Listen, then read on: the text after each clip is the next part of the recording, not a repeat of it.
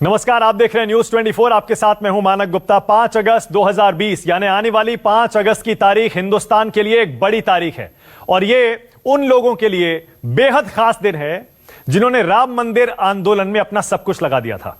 आज न्यूज 24 पर मेरे साथ लाइव जुड़ गई हैं एक ऐसी शख्सियत जिन्होंने राम मंदिर आंदोलन को इतना ताकतवर बनाया कि आज राम मंदिर एक असलियत बन गया है, सच्चाई बन गया है। मेरे साथ उमा भारती जुड़ गई हैं, पूर्व केंद्रीय मंत्री, पूर्व मुख्यमंत्री, पूर्व सांसद, पूर्व विधायक। उमा जी, एक बार फिर से भगवा पहने हुए आपके सामने आ गई हैं, आपकी टीवी स्क्रीन पर। बहुत बहुत स्वागत न्यूज 24 पर उमा भारती जी। उमा जी, आपने, जैसे मैंने पहले बताया, अपना सब कुछ, पूरा जीवन लगा दिया आपने राम मंदिर आंदोलन में। अब जबकि 6 अगस्त को इसका भूमि पूजन आधारशिला है, तो जाहिर है आप जा रही होंगी। क्या तैयारी है आपकी? मुझे पता था आपको यही सवाल से शुरू करना है। हाँ। सूची बन रही है, कोरोना का मामला है, दिनों दिन बिगड़ रहा है। क्या हालात बनेंगे 1 तारीख तक ये भी नहीं मालूम है। हमें तो कोई दिक्कत ही नहीं है, कोई दिक्कत नहीं है। हमें तो इसी की इतनी प्रसन्नता है कि ना वो घटेगी ना बढ़ेगी। हाँ। कि वहां पर 5 तारीख को रामशिला रख दी जाए और भारत के प्रधानमंत्री रख रहे हैं, जैसे कि डॉक्टर राजेंद्र प्रसाद ने सोमनाथ के मंदिर का निर्माण शुरू किया था। दूसरा प्रश्न आप पूछेंगे मुहूर्त के बारे में, तो मुझे पहले ही इन तीनों प्रश्नों के उत्तर देना है ताकि आप तीनों पे दोबारा ना पूछें, क्योंकि मैं इसी जवाब को रिपीट करूंगी। ठीक है। दूसरा है मुहूर्त। हाँ। मैं मुहूर्तों की विशेषज्ञ नहीं हूं, इसलिए स्वरूपानंद जी महाराज और नृत्य गोपाल दास जी महाराज से बात कर लें कि ऐसा मुहूर्त क्यों है। हमारे लिए तो, हम तो मानते हैं कि जब भी राम का नाम लो तो 10 दिशाओं में मंगल हो जाता है। हाँ। तीसरी बात है कि कोरोना में क्यों हो रहा है। बहुत सा काम हो रहे हैं महाराष्ट्र में भी। मैं अपने बड़े भाई शरद पवार जी को कहूंगी, प्रधानमंत्री जी हवाई जहाज में, कार में, हर जगह काम करते हैं। वो दुनिया के एक ऐसे अनोखे व्यक्ति हैं जो 4 घंटे भी झपकी नहीं लेते होंगे। वो सिर्फ 15-20 मिनट वहां रहेंगे और कुछ सेकंड्स उनको शिला रखने में लगेगा। और जो वहां मंदिर के निर्माण में लगे हैं, वो कोरोना में, वो जो कंपनी है उनके इंजीनियर और आर्किटेक्ट कोरोना में काम नहीं कर रहे हैं। कोरोना में दूसरे लोग काम कर रहे हैं। तो कोरोना से मुकाबले की फौज इससे डिस्टर्ब नहीं हो रही है। मुहूर्त के बाद स्वरूपानंद जी और नृत्य गोपाल दास जी जैसे महान विशेषज्ञों और महापुरुषों के बीच की बात है। मैं विशेषज्ञों की, मुहूर्त की विशेषज्ञ नहीं हूं, लेकिन मैं मानती हूँ राम नाम से सब तरफ मंगल होता है। हम वहां हैं कि नहीं, इसका महत्व कहाँ है। जो भी ये सोचेगा कि मैं वहां हूं कि नहीं, वो राम का भक्त हो नहीं सकता। राम का भक्त वो है जो इस शुभ घड़ी का आनंद लेगा। मैं राम की भक्त हूं, मैं शुभ घड़ी का आनंद लूंगी। मैं वहां हूं कि नहीं, आपको पता लग जाएगा। नहीं हूं तो भी आनंद, हूं तो भी आनंद। ठीक है, ओके। लेकिन जब आप ये आंदोलन कर रही थी उमा जी, तब तो हमें पता है कि क्या क्या नहीं हुआ राम मंदिर आंदोलन में। 1980 के दशक से लेकर 90 के दशक और उसके बाद हमने सबने देखा। आपने उस दौरान कभी सोचा था कि इतनी लंबी ये लड़ाई चलेगी? हालांकि मन में ये विश्वास तो होगा कि एक ना एक दिन ये होके रहेगा। आपने बहुत सुंदर सवाल किया है और सचमुच में आप यकीन करो, ये एक अद्भुत घटना हुई है जो हम लोग देख रहे हैं, आप भी देख रहे हैं, हम भी देख रहे हैं, कि एक आंदोलन विश्वास के आधार पर चला। क्योंकि पुरातत्व को प्रमाण तो 6 दिसंबर के बाद मिले हैं ना वहां, क्योंकि खुदाई तभी हो पाई जब 6 दिसंबर हो गया। उसके पहले जो प्रमाण थे वो आस्था थी सिर्फ, क्योंकि कोई उस समय के अस्पताल में श्री राम जी के जन्म का कोई सर्टिफिकेट तो था नहीं। सारी लड़ाई 500 साल तक चली आस्था से, और उस आस्था पर लाखों लोगों की जान गई है। आजादी से पहले ही, आजादी के बाद भी हजारों लोगों की जान गई है। इतना बड़ा आंदोलन 5 शताब्दियां पार कर गया आस्था के सहारे, और अंत में सुप्रीम कोर्ट का फैसला हुआ, वैधानिक फैसला, मतलब वैधानिक मुहर लगी उस आंदोलन के ऊपर। मुझे लगता है कि ये पौराणिक काल की और आधुनिक काल की सबसे अद्वितीय और अभूतपूर्व घटना है। और इस घटना के लिए उन सारे लोगों का अभिनंदन होना चाहिए जिन्होंने इस आस्था की धारा को तेज बनाए रखा, उसके प्रवाह को तेज बनाए रखा, घटने नहीं दिया कभी पूरे 500 साल से।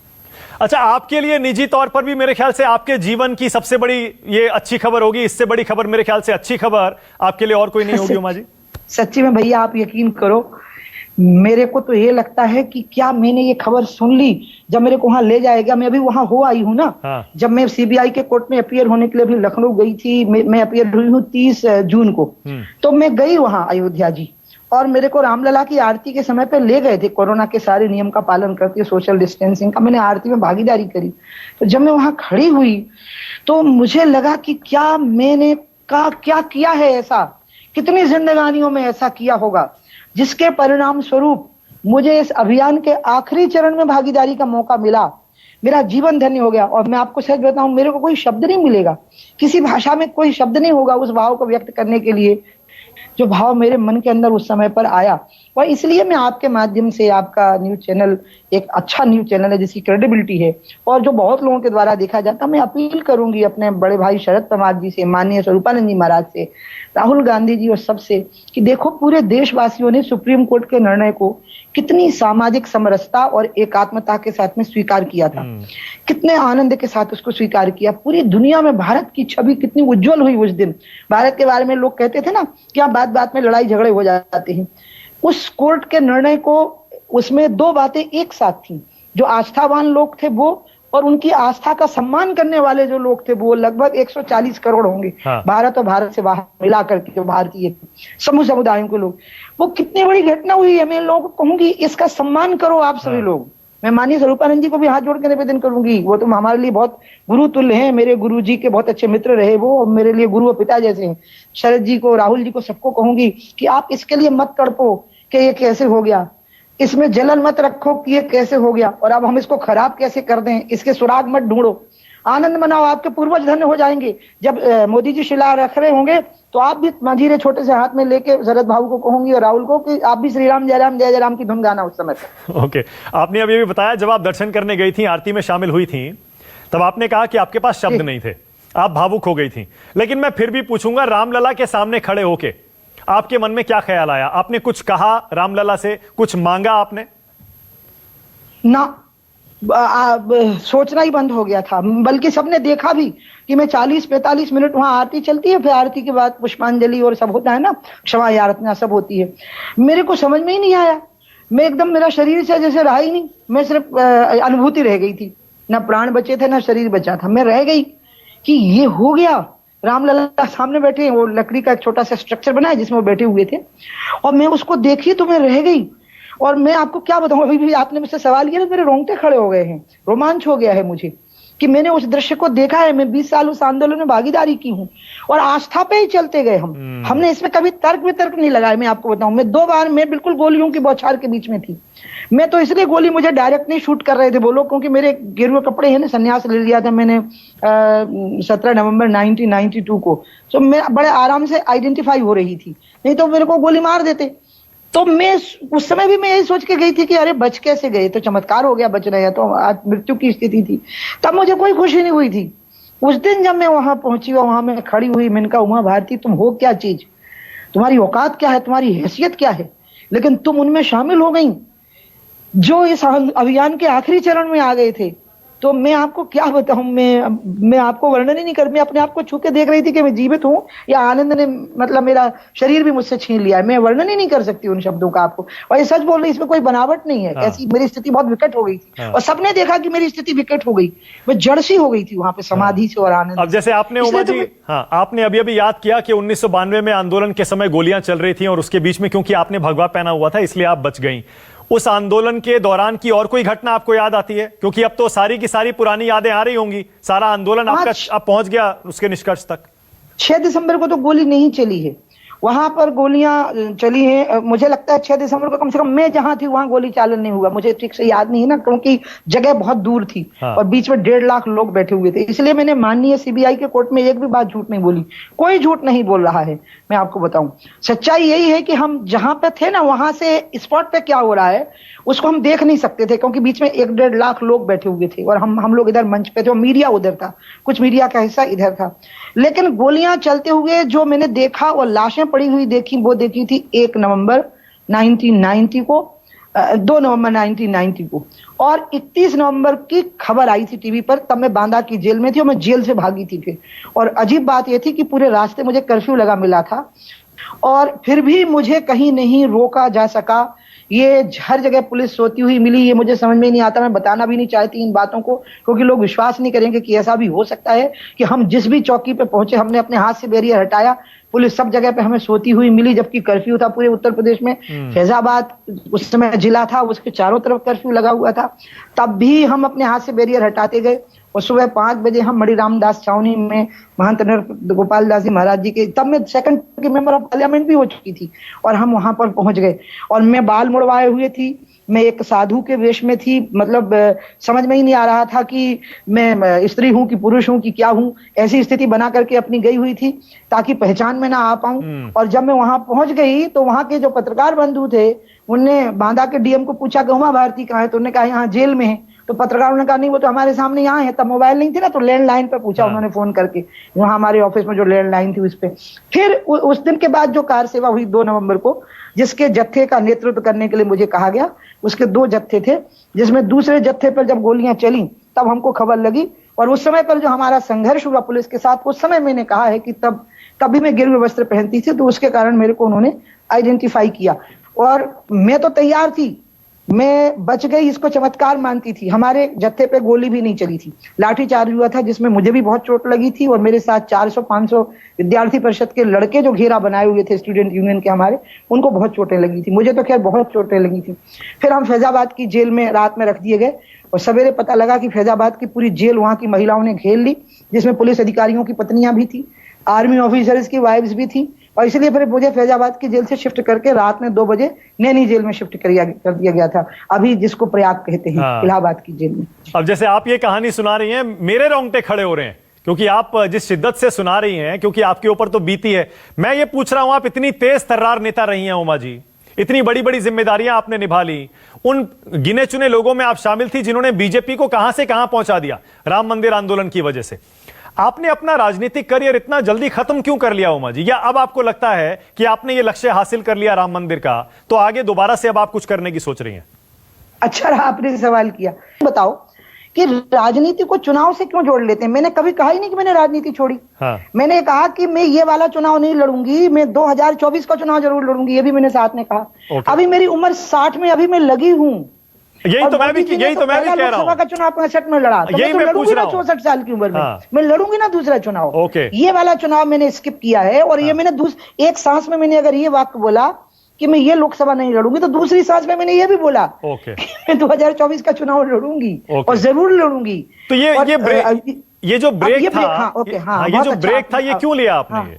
कि अब बहुत अच्छा रहा आपने अब ये सवाल कर लिया मुझसे, ये बहुत अच्छी बात हो गई है, मुझे आपने एक अच्छी बात कहने का मौका दे दिया। मुझे मोदी जी ने दिया जल संसाधन मंत्रालय, उसमें पीएमकेएसवाई थी, उसमें रिवर इंटरलिंकिंग थी, उसमें मैंने बहुत काम किया। लेकिन गंगा जी सर्वाधिक चर्चा का विषय थी, इसलिए मैं उसी को बोले देती हूँ। गंगा जी के मसले पर पूरे देश में एक उत्साह का वातावरण था। स्वयं प्रधानमंत्री जी की बहुत आस्था है गंगा जी पे, विकट आस्था है प्रधानमंत्री जी की। मुझे तो बिल्कुल समझ नहीं थी, मुझे समझ ही नहीं, मैं तो अबोध किस्म का इंसान हूं। लेकिन जो गंगा के अभियान में मैं उसके पहले 4 साल जुड़ी रही, तो जो पर्यावरणविद, वैज्ञानिक, IITN और जानकार, साधु संत, सब लोगों से जो मैं मिली, उनको मिला करके जो, इसलिए पीएम ने मेरा भरोसा किया, मुझे वो सौंपा विभाग। आप दिल खोल के बोल रही हैं और इसीलिए मुझे भी बड़ा अच्छा लग रहा है सुनने में आपको। मुझे पता है मेरे दर्शक भी इंजॉय कर रहे होंगे। अब मेरा सवाल एक बार फिर से राम मंदिर आंदोलन से जुड़ा है, क्योंकि आज आप उसको एक तरह से, आपके लिए ये क्लाइमैक्स है राम मंदिर आंदोलन का। उमा जी, मैं ये पूछ रहा हूं, पूरी दुनिया जानती है कि बीजेपी को यहां तक पहुंचाने में राम मंदिर आंदोलन का बहुत बड़ा योगदान है, बहुत बड़ा। मतलब यहां तक हम सब लोग मानते हैं और जानते हैं, ये सच है कि राम मंदिर आंदोलन ना होता तो बीजेपी यहां तक नहीं पहुंचती।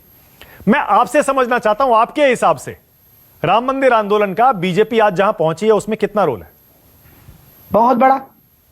जब 84 में हमारी 2 सीटें आई और 89 में हमारी सीधी 86 सीटें आई, मतलब 2 से हम 86 पे पहुंच गए। और आंदोलन में ताला खुला, ताला खोलने के बाद बाबरी मस्जिद एक्शन कमेटी बनी, उन्होंने कहा कि हम नहीं मानते कोर्ट का ऑर्डर, हम जाके नमाज पढ़ेंगे। उसके बाद जनता में एकदम से भावनाओं का ज्वार उत्पन्न हुआ। उस समय पे कांग्रेस के लोगों ने उल्टा किया, मजाक बनाया, वामपंथियों ने हमारा मजाक बनाया, समाजवादियों ने हमारा मजाक बनाया, हिंदुत्व की भावना, हिंदुओं की भावनाओं का, राम भक्तों की भावनाओं का। एकमात्र भाजपा थी जिसने इन भावनाओं का सम्मान किया और पालमपुर के अधिवेशन में प्रस्ताव पारित किया। अगर आपको स्मरण हो तो हिमाचल में 20 साल पहले की बात है ना, आप शायद छोटे रहे हो लेकिन आपको पता होगा, जानकारी जरूर होगी आपको। आडवाणी जी तब अध्यक्ष थे कि राम जन्मभूमि पर मंदिर का निर्माण होना चाहिए, हम इसका समर्थन करते हैं। और इसके साथ वो अभियान शुरू हो गया और जब रिजल्ट आए तो हम 2 से सीधे 86 हो चुके थे। तो निश्चित रूप से राम जन्मभूमि आंदोलन तो बहुत बड़ी आधार भूमि बनी है। लेकिन मैं ये कह रही हूं कि ये कांग्रेस भी कर सकती थी, उन्हें क्यों नहीं किया? उन्हें क्यों हंसी उड़ाई? उन्हें क्यों मजाक बनाया लोगों की आस्थाओं का? वामपंथियों ने क्यों मजाक बनाया? समाजवादियों ने क्यों मजाक बनाया? उनको क्यों लगा कि हमें भगवान का मजाक बनाने से ज्यादा वोट मिलेंगे? उनके मन में कोई खास वोट टारगेट हो रहा था, हमें वोट परवाह नहीं थी। आप अच्छा ये तो याद करो 6 दिसंबर की घटना के बाद क्या हुआ, हम यूपी हार गए कि नहीं हार गए? यूपी ही हार गए हम तो 6 दिसंबर के बाद। 6 दिसंबर की घटना के बाद हम यूपी हार गए ना, मध्य प्रदेश हार गए, हमारी सरकारें बर्खास्त हो गई थी। चलो यूपी की तो होती, आज तक ये समझ में नहीं आया कि मध्य प्रदेश और हिमाचल की क्यों बर्खास्त हो गई। उनके मुख्यमंत्रियों ने तो कोई भागीदारी नहीं की। अच्छा, विरोधी ये कहते हैं, ठीक है, विरोधी ये कहते हैं उमा जी के राम मंदिर आंदोलन में तो बीजेपी ने बहुत वोट ले लिए राम के नाम पर, लेकिन अब जब राम मंदिर बन जाएगा तो फिर वोट नहीं मिलेगा उनके नाम पर। तो आपको लगता है कि ये मुद्दा बिहार के चुनाव में, आने वाले यूपी के चुनाव में, इस पर वोट मिलेगा या नहीं मिलेगा? वो काहे को दुख मना रहे हैं इसके तो उनको बताशे खाने चाहिए फिर इस बात के। अब देखो मोदी जी की लहर चली, मैं फिर थोड़ा सा उस पुराने सूत्र को पकड़ूंगी कि जब हम 93 में हार गए, यूपी भी हार गए हम, क्योंकि जातिवाद प्रखर हो गया और हम हार गए मुलायम सिंह और कांसीराम के बीच। उसके बाद में भी हमने राम मंदिर की आस्था नहीं छोड़ी अपनी। हमारे 96 के लोकसभा के मैनिफेस्टो में राम मंदिर रहा, हमारे 98 के लोकसभा चुनाव के मैनिफेस्टो में राम मंदिर रहा, और जब 2014 और 2019 में हमने राम मंदिर को नहीं विकास को मुद्दा बनाया, तब भी राम मंदिर पर हमारी आस्था रही। यानी ये चुनाव से जुड़ा हुआ मुद्दा नहीं है, लेकिन हमें इसका लाभ मिला, हमें इसका लाभ निश्चित रूप से मिला। अब जो भाई लोग ये कह रहे हैं कि अब देखते हैं भाजपा का क्या होता है, तो उनको तो फिर बताशे खाएं, लड्डू खाएं, आनंद मनाएं इसका। अब देखते हैं क्या होता है। अब तो राम राज्य का मुद्दा है। अब तो मुद्दा यह है कि हमने इतने साल केंद्र में सरकार चलाई और हम पे भ्रष्टाचार का एक आरोप नहीं लग पाया। अब तो सुशासन का मुद्दा आ गया, अब तो राम राज्य का मुद्दा आ गया। और ये अच्छी बात है कि राम मंदिर से अब हम राम राज्य की ओर बढ़ रहे हैं और हमें बढ़ना चाहिए। अब राम राज्य हमारा मुद्दा है, राम राज्य यानी जहां भेदभाव नहीं है। अभी देखिए ना कोरोना में। लेकिन उमा जी, आपको तो और आपकी पार्टी को तो श्रेय मिलना चाहिए ना, क्योंकि राम मंदिर का आंदोलन आपने ही खड़ा किया सारा, चाहे फैसला सुप्रीम कोर्ट से आया। लेकिन अब आने वाले चुनाव में भी जब मंदिर बन रहा है, जब वो क्लाइमेक्स पे आ गया, सच्चाई बन गया, तो आपको तो आपकी पार्टी को उसका श्रेय मिलना चाहिए और लोगों का समर्थन उस पर मिलना चाहिए। हम राम मंदिर का आकलन वोट की दृष्टि से कभी नहीं करते। मैंने इसका आपको उदाहरण दे दिया कि जब हम बुरी तरह से हार गए 6 दिसंबर के बाद, तब भी राम मंदिर हमारे मैनिफेस्टो में था। और हम जब मोदी लहर में चुनाव जीते 2-2 बार, तब भी राम मंदिर हमारे आस्था के अंदर था और आज हम शिलान्यास करने जा रहे हैं। इसका मतलब हम वोट के हिसाब से इसका आकलन नहीं करते, इसका लाभ हानि की गणना हम वोट के हिसाब से नहीं करते। हम अपनी जान दे करके भी मंदिर बने, हमारी इच्छा यही रही। हमने कभी वोट के हिसाब से इसका आकलन नहीं किया। और इसलिए जो लोग ये कह रहे हैं कि देखते हैं बीजेपी वालों का क्या होता है, चलो देखते हैं। देखो तब तक तुम लड्डू खाओ बैठ करके आराम से। एक आखिरी सवाल उमा जी आपसे, ये जो एक नारा है ये, और हमेशा सुनते आए हैं, अयोध्या झांकी है, मथुरा काशी बाकी है। आपको लगता है अयोध्या में जब राम मंदिर बन गया, अब बाकी मंदिरों के लिए आंदोलन छेड़ना है, या फिर अभी उसके बारे में कुछ सोचा नहीं है? आपने देखा सुप्रीम कोर्ट का निर्णय कितनी शांति से देशवासियों ने स्वीकार किया, पूरे देश के लोगों ने, जिसमें सभी धर्मावलंबी थे। उसमें मीडिया का भी बहुत बड़ा रोल था, उनने एक माहौल बनाया, बहुत अच्छा माहौल बनाया। आप सबका अभिनंदन है उस माहौल को बनाने के लिए। अभी मथुरा और काशी की बात करना, तो मैं एक बात बता दूं कि मथुरा और काशी की स्थितियां भिन्न हैं। वहां पर मंदिर है विश्वनाथ का, वहां पूजा होती है, और यहाँ पर मथुरा में भी श्री राम कृष्ण जन्मभूमि पर कृष्ण जी के दर्शन करने को मिलते हैं, और वहां पर भी मंदिर है। राम मंदिर की स्थिति बिल्कुल भिन्न थी, और राम मंदिर का निर्माण हो जाना उस स्थिति की भिन्नता से अब हमको बाहर लेकर के आ गया है। इसलिए अभी हम इसी का आनंद मनाएं। मैं स्वरूपानंद महाराज मेरे पिता तुल्य गुरु तुल्य हैं, उनको निवेदन करूंगी। मैं कांग्रेस के लोगों को कहूंगी कि भैया तुम और कुछ और निकालो राजनीतिक मुद्दे, अभी आनंद लो शांति के साथ। रामशिला जब मोदी जी अपने हाथ से, मोदी साधारण व्यक्ति नहीं है, हिमालय से तपस्या करने के बाद लौटे हैं वापस, फिर मुख्यमंत्री बने और फिर प्रधानमंत्री बने हैं। आज उनके पवित्र हाथों से इतना महान पवित्र कार्य होगा, इसका सभी लोग आनंद मनाएं और राम राज्य की प्रतीक्षा करें, जहां अमीर और गरीब के बीच में कोई भेद नहीं हो, वही राम राज्य। उमा जी, बस जाते जाते मेरे जहन में एक और ख्याल आ रहा है, सवाल नहीं है, ये सिर्फ एक ख्याल है कि आप उन नेताओं में से हैं जिन्होंने वाकई सबसे बुरा दौर राम मंदिर आंदोलन के बाद जिन लोगों के ऊपर केस चले उनमें देखा। अब वो जो जनरेशन, वो जो पीढ़ी थी नेताओं की जिनके कंधे पर राम मंदिर आंदोलन चला पूरा, उनमें से आप हैं, अडवाणी जी हैं, मुरली मनोहर जोशी हैं, जिनको अभी भी कोर्ट के चक्कर लगाने पड़ रहे हैं। आपको वो जो मुश्किल समय था उसका कुछ दर्द अभी महसूस होता है क्या? नहीं, हमें कोर्ट भगवान का मंदिर लगता है, क्योंकि राम का मामला है ना, इसलिए हमें कोर्ट की चक्कर नहीं लगती, परिक्रमा लगती है। और दूसरा, मेरी उम्र बड़ी विचित्र है, मैं 3 पीढ़ी के साथ काम कर सकती हूँ। पहली पीढ़ी अडवाणी जी की, अटल जी की, और देखिए मैं उनके साथ 27 साल से 35 साल तक काम की। फिर मोदी, अरुण जेटली जी और सुषमा स्वराज जी की पीढ़ी आई, इसमें मैं 45 से 55 तक काम की। अब आगे वाली पीढ़ी के साथ भी मैं काम करूंगी, मैं बहुत छोटी उम्र में आ गई ना राजनीति में। तो इसलिए मैं तो बड़े आनंद से बहुत और भी देखूंगी, जब रामराज जाएगा उसको भी देखूंगी मैं बहुत आनंद के। मुझे कोई नहीं, को सवाल ही नहीं उठता साहब, फांसी लग जाती हमको। तो हमने बड़े गर्व के साथ राम जन्मभूमि के अभियान में भागीदारी की है। मेरी माँ की कोख धन्य हो गई, मेरा कुल, मेरी जाति, मेरा देश धन्य हो गया।